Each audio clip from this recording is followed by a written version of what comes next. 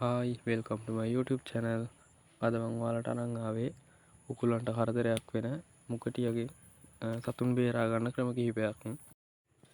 අපි යන් එහෙනම් වීඩියෝ එකට මොකද්ද මේ ක්‍රම කිහිපය කියලා බලන්න. ඒකේ මූලිකම දේ තමයි අපි මේකට යොදාගෙන තින්නේ මාළු දැල්. ඒක අඩි 7ක් විතර උසයි.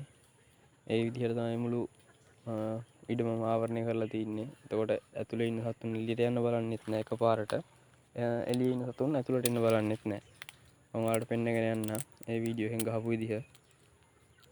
මේ තින්නර පංකු විදිහට දැල ගහලා ඊට මෙහා පැත්තෙන් මම මදුරු දැලක් ගහලා තිනවා. එතකොට අර සතෙක්ට එකපාරට ඇතුළට එන්න බැරි වෙන්න. ඒ ටිකේ විදිහට ගහලා තිනවා. මේ තින්නර මං කොමාළු දැල. අපි යමු එහෙනම් මේක බලාගෙන මෙහෙම ඉස්සරහට. සාමාන්‍යයෙන් අඩි 10න් 10ට වගේ තමයි මේකේ කණු දාලා මේ දැල බඳින්න ඕන. නැත්නම් දැල පාත් වෙන්න බලනවා.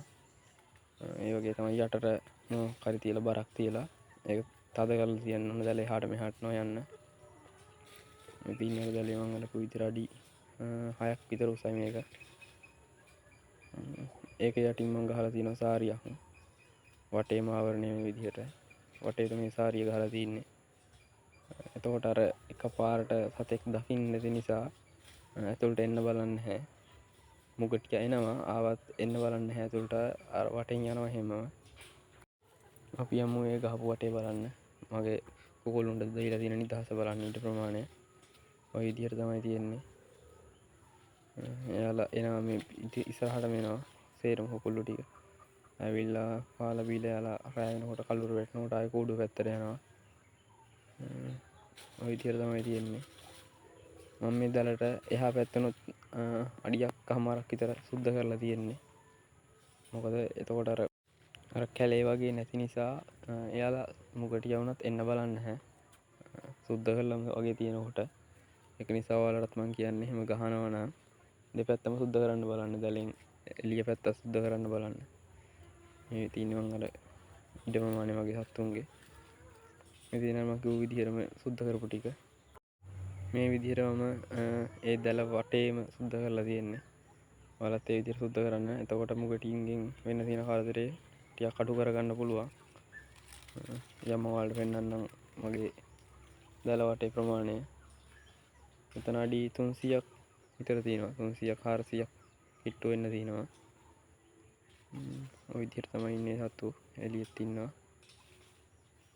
අපි යන් ටක් ගාලා එළිය බලාගෙන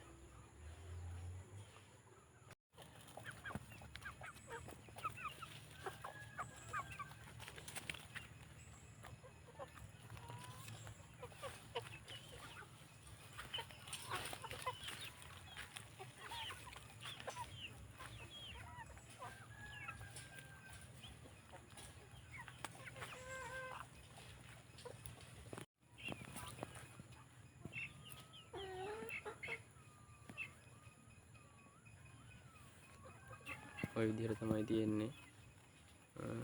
ඉතින් එතනින් ඉවර කරලා මම අනිත් පැත්තට හරවන්න යනවා. මේක මේ විදිහටම ගිහිල්ලා දොර ගාවට තමයි යන්නේ. කූඩුව ඉස්සරහ දොර ගාවට බලමු ඒක යන විදිහ. මේ අලුතෙන් හදා යන කූඩුවම එතනින් ඒ විදිහටම වහල් මට්ටමෙම කවර් කරගෙන යනවා.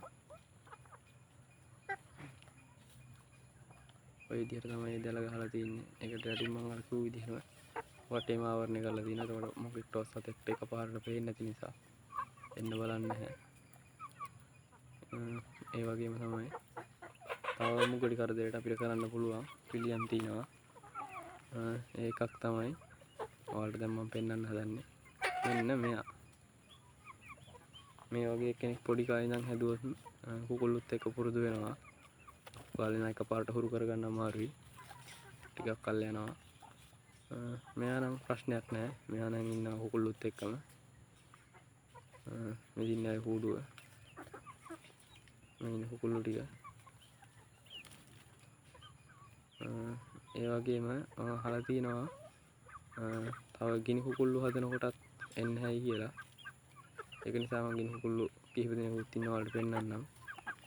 තව තියෙනවා මම එක උපක්‍රමයක් යොදාගෙන මේ තින්නේ බෝතල්. අර හිස් බියර් බෝතල් වලට මොනවා හරි ශබ්ද ඇහෙන විදිහට එන හරි යකඩ මොනවා හරි ගැට ගහලා උලම් පාරට පැද්දෙනකොට ඒ බෝතලයට ඇවිල්ලා වදින්න. ඒ විදිහට එනකොටත් සත්තු වෙන්නේ නැහැ කියලා මම කියලා අහලා දිනවා. ඒක නිසා තමයි මම ඒ විදිහට කරලා තියෙන්නේ.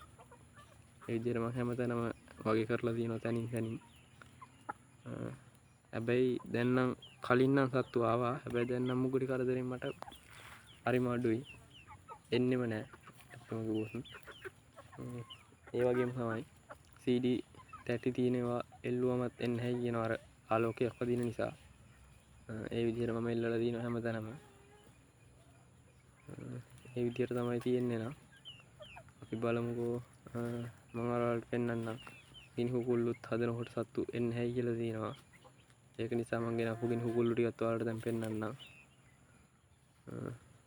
අපි යමු බලන්න ගිනි කුකුල්ලු ටිකත්. මේ ඉන්නේ එක ගිනි කුකුලෙක්. මේ වර්ගෙන් 3 දෙනෙක් ඉන්නවා. තව තනිකර සුදු පාට කලයකිනුත් 5 දෙනෙක් ඉන්නවා. තාම එයාලා පොඩි. එයාලගේ නම් එච්චර ශබ්දයක් නැහැ. කවුරු ආවත් එයාලා දැනට නම් කෑ ගහන්නේ නැහැ. කලින් මං ගාව හිටපු ගේ කුකුලා නම් ඒ වගේ කෑ ගැහුවා. මොකක් හරි කවුරු හරි ගෙදරට එනකොට හරි අඳුරන්නේ නැති කෙනෙක් ආවොත් හරි එයා කෑ ගහන්න ගත්තා. මෙයාලා නම් තාම එහෙමට නැහැ. බලමු අපි ඉස්සරහදී බලලා මම තව මේගොල්ලෝ බෝ කරන්න හිතාගෙන ඉන්නේ. බලමු මං එහෙම වුණොත් ඔයාලට හරියටම විස්තරය කියන්නම් බලලා කොහොමද කියලා. එහෙනම් මං අතර ගිහිල්ලා නම් යාළුවනේ. මම ළඟදිම ඔයාලට අලුත් වීඩියෝ එකක් අරගෙන ඉක්මනට වෙන්නම්.